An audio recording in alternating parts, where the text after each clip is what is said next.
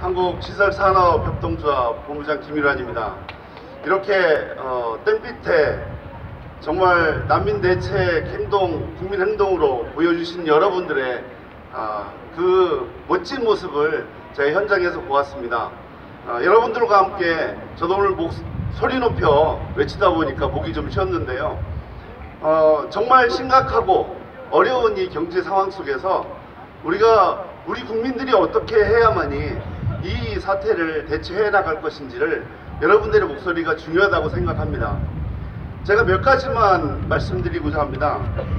지금 동영상을 보셨듯이 지금 현재 우리나라 경제는 너무나도 어렵고 또 어마어마한 이 IMF 사태 이상으로 엄청난 지금 어려움을 겪고 있습니다. 하지만 우리가 그것이 몸소 체험이 안 되고 또 우리 마음속에 이것이 전달되지 못했을 뿐이지 정말 실물 경제는 어마어마한 타격을 또 많은 소상공인들이 자영업자들이 이렇게 어려움을 겪고 있는 것이 지금의 현실입니다.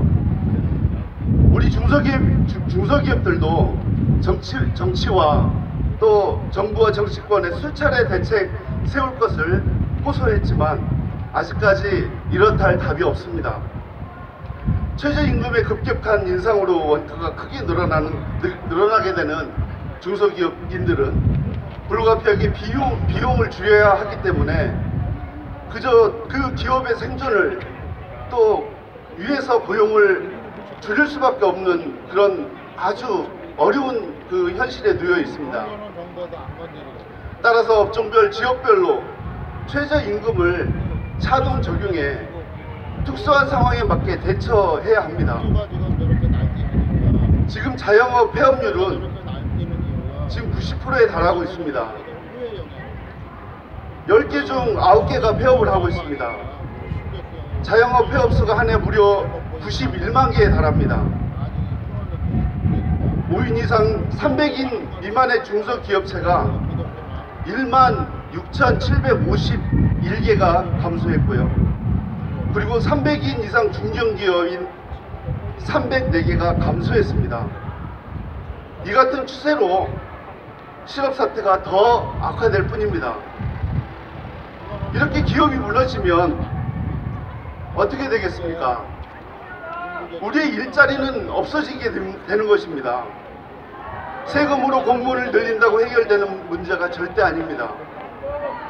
현재 실업자와 구직 포기자를 포함한 실질 실업자는 342만 명이기 때문에 이들을 모두 공무원으로 늘린다면 국민의 4분의 1이 공무원이었던 그리스처럼 국가 부도 사태가 일어나는 것입니다.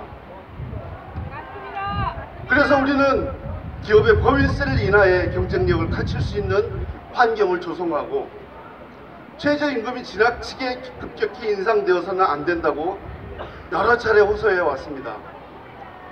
기업이 열심히 일할 수 있는 환경을 만들어줘야 기업이 성장하고 수익을 통해 일자리와 임금이 늘어나기 때문입니다.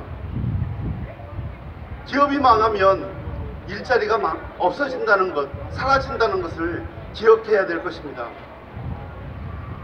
또한 외국인에게도 최저임금을 동일하게 인상하면 결국 기업은 비용을 줄이기 위해 불법 체류자를 고용할 가능성이 커집니다. 그래서 이미 건설 현장과 단순 노무 인력의 경우는 불법 체류자로 인해 내국인 근로자가 일자리를 잃어가고 있습니다.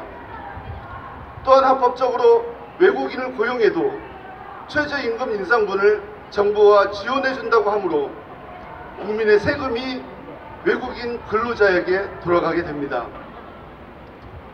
하지만 문제는 여기서 끝나지 않습니다.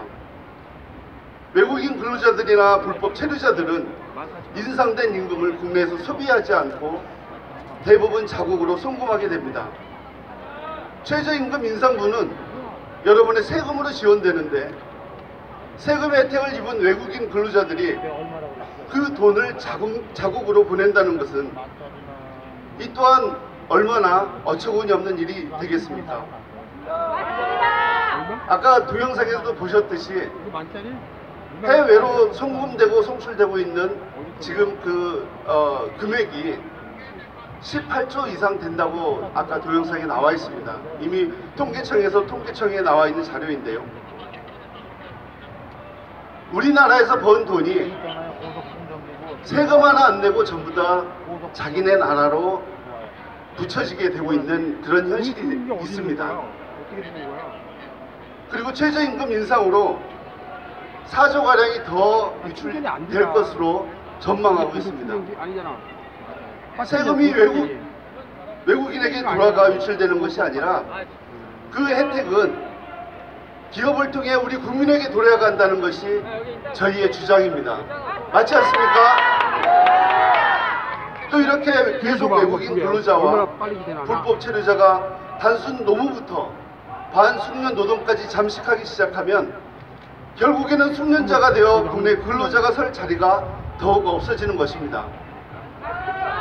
그래서 정부는 국내 청년들, 국내 일자리를 위해 미국, 일본, 영국처럼 법인세 인하하라는 대책을 내놓아야 할 때입니다. 지금은 일본은 내국인 완전 고용을 달성하여 생산성 높은 자국민들을 기업으로 서로 데려가기 위하여 임금 인상 경쟁을 하고 있다고 합니다. 자국민이 모두 일을 하고 있어 일손이 부족해 외국인 근로자를 입국시키고자 하는 제안이 속출하고 있다고 합니다. 그런데 우리나라는 어떻습니까? 대량 실업 속의 임금 인하 경쟁을 하고 있습니다.